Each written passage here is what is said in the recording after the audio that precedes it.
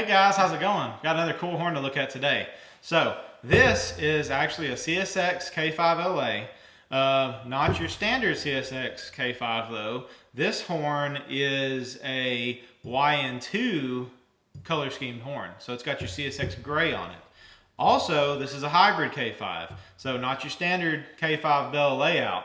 Your standard K5 layout would be a 1, a 2, a 3A, a 4A, and a 5. This horn has got a 1, it's got a 2, it has a 3A, a 3A, and a 4A.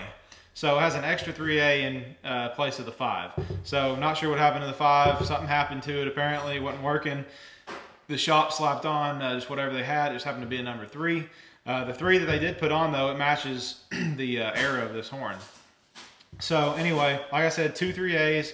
This 3A, it does match the horn as far as wear. But it does not have any of the YN2 paint, the gray paint. So anyway, really good sounding horn though. This horn does date to like mid to late 2002. It is a 29K tag, a late 29K tag. It is a round tag. And of course it's narrow font back caps. So, you know, just a non-raised letter horn. But anyway, it sounds really good though.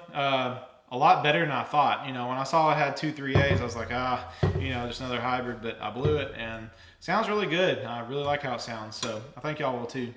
But anyway, I guess that's about it. Let's see. The tag, one thing interesting about the tag, it's shifted forward on the manifold. Usually they're in the middle.